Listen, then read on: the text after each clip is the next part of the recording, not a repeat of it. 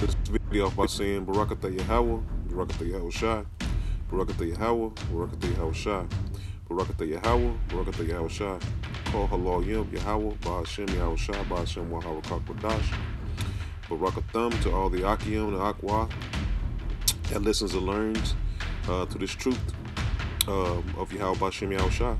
Double honors to the apostles and elders of GMS who rule well to taught me this truth. Like I said, Shalom to the Hakim and Akwa. But I just want to touch on this couple articles in a little clip I ran into about Trump starting to recognize the Golan Heights as Israel's territory, and that basically just bringing us one step closer to the Battle of Armageddon, which in modern terms they call it the war of World War III. First scripture I want to get is Isaiah 9 verse 5. It says, "For every battle of the warrior is with confused noise and garments rolled in blood, but this shall be with burning and fuel of fire." And that basically just summons up this war that's coming, the Battle of Armageddon. So I got this clip. I got it queued up. I'm gonna play it for you so you can kind of see where the Esau knows that this war is coming. So, the Golan Heights Energy Company. Wow. That may explain why President Trump is moving 200 U.S. soldiers that are presently in Syria. He's moving them. They're going to stay in Syria, but they're going to move to the border of Israel. Wow, do I have a feeling that's Golan Heights. I think it is. That's the territory they must be talking about. What other part touches Syria? And we think about this too. Weren't the soldiers deployed there to fight ISIS? Wasn't that the sell to the American people? We're set them there to fight ISIS. We're going to keep them there because we have to fight ISIS. We're going to bring them home when ISIS is defeated. How does deploying them to the Golan Heights work into that equation? I know the answer to that question. They're going to find ISIS in the Golan Heights. And they're going to get rid of those ISIS guys in the Golan Heights. Well, since you mentioned this, the Golan Heights and the southern portion of Syria is actually where the quote-unquote revolution began. It is. It's where it began. That's because it was. They only had to move the weapons a short distance from Israel into Syria to get them into the hands of ISIS. It's not a joke. It is not a joke. The facts. These are facts. It never made sense. I kept saying for years, if ISIS is right there along the Israeli border, how come they're not attacking Israel? Right. Why do they have to move all the way north and then attack Israel? Right. Because Israel was arming them. That's right. Right. And that's the reason. And even Foreign Policy magazine made that assertion. And not only that they were being provided weapons, they were getting paid. They were getting checks.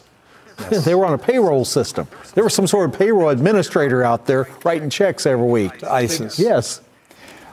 Jerusalem Post says that the Israeli Prime Minister Benjamin Netanyahu told U.S. Secretary of State Mike Pompeo today, quote, "The time has come for the United States to recognize Israeli sovereignty over the Golan Heights."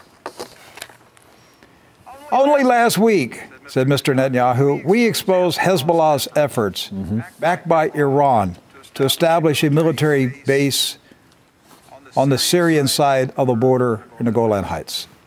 Just last week, we discovered it. All right. Just like those tunnels, just like the missile production facilities he found right before the UN speech. He said, I think that for this and other reasons, it is time for the U.S. to recognize Israel's presence in the Golan, which officially belongs to Israel. Officially, according to who? To Benjamin Netanyahu. Yes. So there's something there in the Golan Heights they want, isn't it? Yeah, I think Edward touched on it. That black gold. They're there for the black gold. Yeah. Well, just keep watching the story. You're going to see it. It won't, after the U.S. makes the recognition, after this all gets made official, they will announce the discovery of some vast gas field in the Golan Heights. Right. But they're not stopping there, are they, Rick? No. They've got their sights on other areas of... Other gas fields in the region. But I don't think that the plan for Greater Israel has been stymied, installed. It just hasn't gone the way that they thought. And I'm going back to 2001 with the launch of the War on Terror, which was really an Israeli operation using American troops to terrorize the Middle East. That was the War on Terror. A war on terror, basically. Yes, the Israelis were terrorizing the Middle East using American troops. And but the battle plan, the grand plan, was to use America's military might to knock out Iraq, Libya, Syria, you know, final big stop, Iran. Here's our shopping list right here. Yep. So, and it just didn't go down the way they thought it was going to go down. It's been a lot of blood, a lot of suffering, a lot of confusion and chaos and panic and just, you know, refugees. The whole thing is just, it hasn't gone down the way that they imagined it was going to go. They're a decade behind what they thought that they would get. And so, but that doesn't stop them. They're just going to keep going. Right. They just readjust their timetables. And as we said the other day when Dick Cheney said, you know, 17 years ago, it was going to be a 100-year war. Right. We now see what he's talking about. We're almost 2 decades into it. That's right. And for the Israelis, if they have to fight another 80 years in order to get all that land, they will do this. They will continue to attack and expand, because none of this matters, that people suffer and die. It doesn't matter to them. They're going after land. Now, basically, as that little clip is been playing, you can see that even Esau's knowing knows that they basically full of shit, man. They know that they going into that war, and they know there's no return. There's no return from it. They got a lot of blood on their hands, man. And this is another article I found, basically just going off the same topic they was on. Trump, basically Trump quote, "Time for us to fully recognize the Golan Heights as Israeli." It's another little video. I ain't gonna play that, but just want to read his tweet. It says, "After 52 years, and it's a spiritual number too. 5 + 2, 7 is completion. So hopefully, Lord willing, this will be the year that everything is fulfilled. After 52 years, it is time for the United States to fully recognize Israeli sovereignty over the Golan Heights, which is of critical strategic and security importance to the Strait of Israel and regional stability."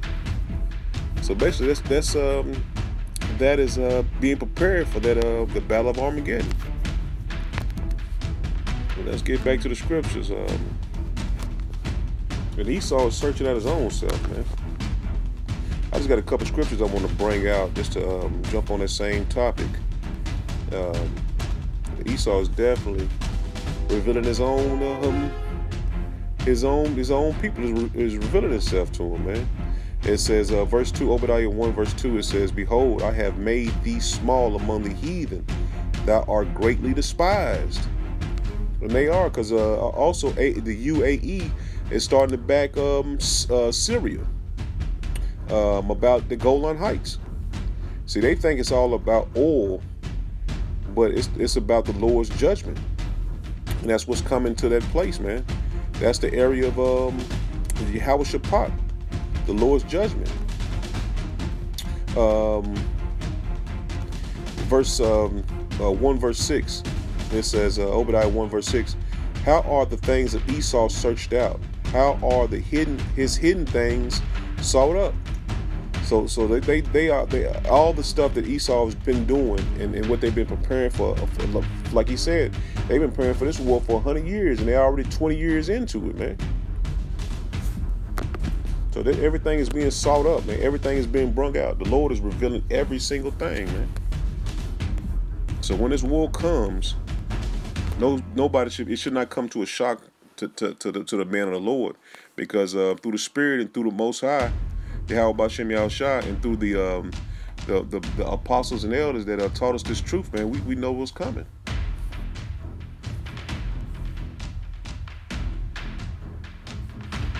Obadiah 2 verse, I'm gonna start at verse 2.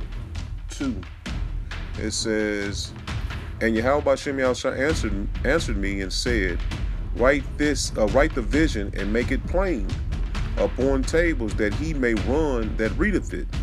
For the vision is yet for an appointed time, but at the end it shall speak and not lie. Though it tarry, wait for it, because it will surely come, it will not tarry. And that time is coming. The time is coming where this World War III, Battle of Armageddon is at hand. It's at the door, man. So we living in beautiful times, because we see the prophecies being fulfilled. There's just a couple more prophecies to be fulfilled, and Lord willing, it happens this year. Joel chapter 3 verse 9.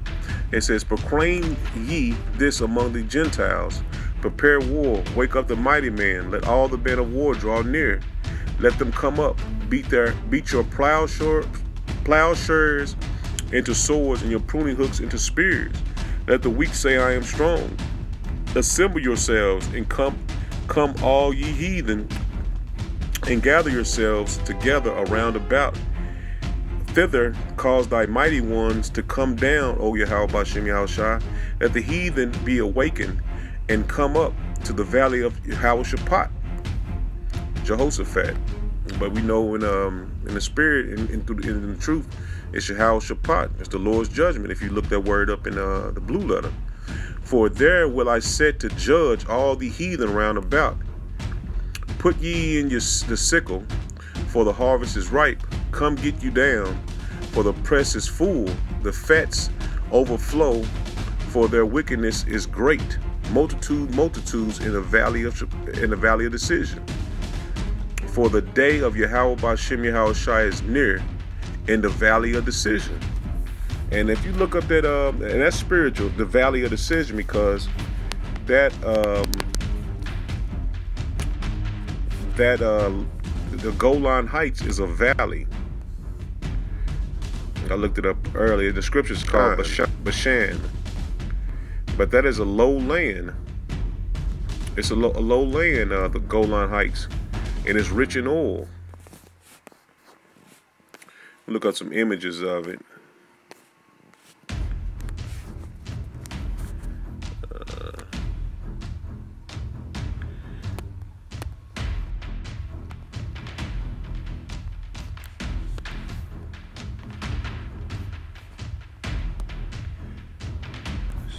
There, show me some images that shows it's a low land.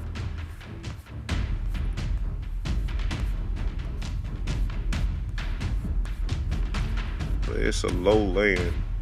You can look it up. You just Google it, and you can see that valley. It's a valley. I couldn't find a picture, but that valley, it's a valley that the Golan Heights is in. So I'm gonna read that again. It says.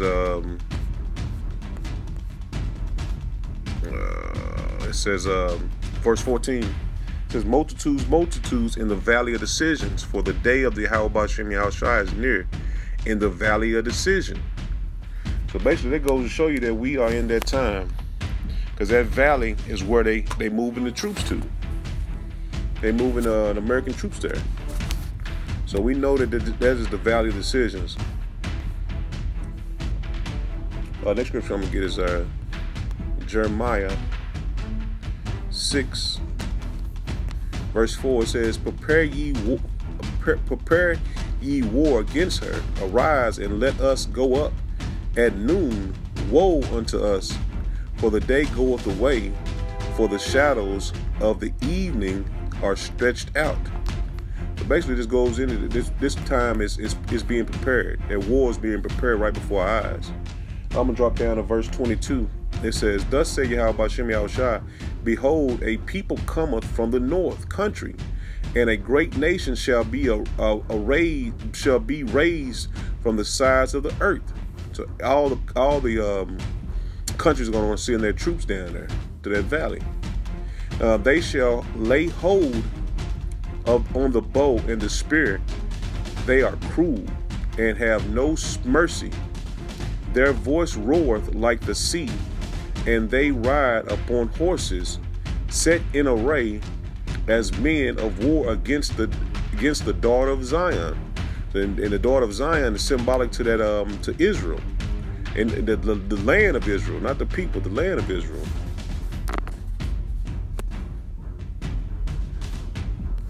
Psalms 7 and verse 6, it says, Arise, O Yahweh B'Shem Yahushua, in thy anger, lift up thyself because of thy rage in thy Salaki. Let me read that again. It says, Arise, O Yahweh B'Shem Yahushua, in thy anger, lift up thyself because of the rage of my enemies, and awake for me to the judgment that thou hast commanded. So the Lord has a commandment that he's going to judge Esau, Edom, and all the other nations. Isaiah 34. Isaiah 34. So basically, the Lord is just showing us what's going to happen. He's preparing it right before our eyes, man. Without a shadow of a doubt that this is coming. It says, and this is the judgment he's bringing. This is Isaiah 34, verse 5. It says, For my sword shall be bathed in heaven. Behold, it shall come down upon Idumea and upon the people of my curse to judgment. Verse 6, it says, The sword of Yahweh B'Shem Yahushua is filled with blood. It is made fat with fatness, and with the blood of lambs and goats, with the fat of the kidneys of rams. For Yahweh B'Shem Yahushua has a sacrifice in Basra. And we know Basra is another way of saying, well, basically it's Basra is like a capital of Edom. And the people of Basra is Esau, Edom. So basically the Lord is using as a metaphor for Esau, Edom, which is a so-called white man. It's the Edomites. It says, and a great slaughter in the land of Idumea. And that's just another way to say Esau, Edom. And the unicorn shall come down with them, and the bullocks with the bulls, and their land shall be soaked with blood, and their dust made fat with the fatness. For it is the day of Yahweh B'Shem Yahushua's vengeance, and the year of recompense for the controversy of Zion. So that's for the people. Well, basically the Lord has a sacrifice, and that sacrifice is in the land of the Golan Heights, where it's all going to break loose at. You know what I'm saying? I don't know for sure, but it looks like it. That's where it's going to start at. And that land is going to be soaked with blood. And all the satellites and all that, they put all the satellites and everything is going to come down with Esau. It's going to tumble down. But this is getting prepared for the third world's war. I'm gonna get Revelations.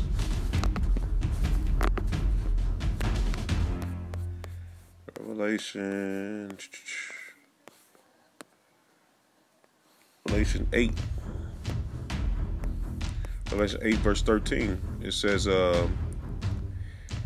and I beheld and heard an angel flying through the midst of the heaven, saying with a loud voice, Woe, woe, woe to the inhabitants of the earth, by reason of the other voices and the trumpet of the third angels of the Slaki. Let me read that again. It says, and I beheld and heard an angel flying through the midst of heaven, saying with a loud voice, Woe, woe, woe. We know woe is destruction. And that's the three woes. There's 3 world wars. The third one is on the way. It says, woe, woe, woe to the inhabitants of the earth, by reason of the other voices of the trumpet and the 3 angels which are yet to sound. So the Lord is going to let those angels sound those trumpets when all hell break loose. And we see they've been prepared right now. Revelation 9. That came out.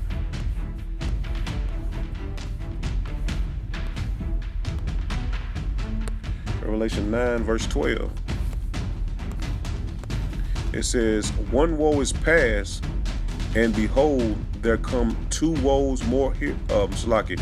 It says, one woe is past, and behold, there come two woes more hereafter. And the sixth angel sounded, and I heard a voice from the four corners of the golden altar, which is before power, saying to the sixth angel which had the trumpet, loose the four angels which are bound in the great river Euphrates. And the four angels were loosed, which were prepared for an hour, and a day, and a month, and a year, to slay the third part of man. So that's basically what we're seeing right now. The Lord is having those angels being prepared, and before the angel, for the four angels being prepared for the third world's war. And this basically goes into what's coming to America. I'm gonna get Revelations.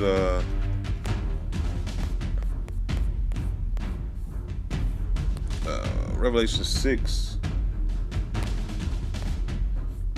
Start at 12 again. It says, and I beheld when he had opened the sixth seal, and lo, there was a great earthquake, and the sun became black as sackcloth of hair, and the moon became as blood, and the stars of heaven fell unto the earth, even as a fig casteth her untimely figs, when she is shaken with a mighty wind. And that's talking about that thermonuclear missile, that mighty wind.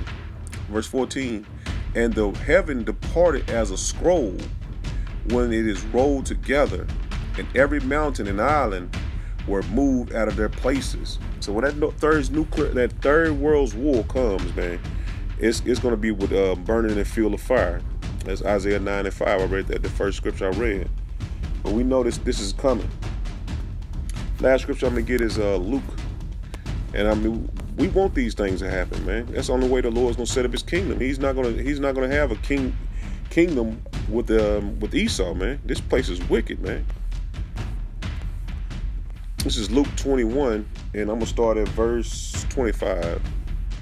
It says, and there shall be signs in the sun and in the moon and in the stars, and upon the earth distress of nations, with perplexity, the sea and the waves roaring. Men's hearts fell in them for fear, for looking after those things which are coming upon the earth. The powers of heaven shall be shaken, and then shall they see the Son of Man coming in a cloud with power and great glory. And when these things begin to come to pass, then look up and lift up your heads, for your redemption draweth nigh. So I'm going to end it right there. Double honors to the apostles, the elders, the GMS. Shalom to the Akim and the Aqua. And to the next one. Shalom.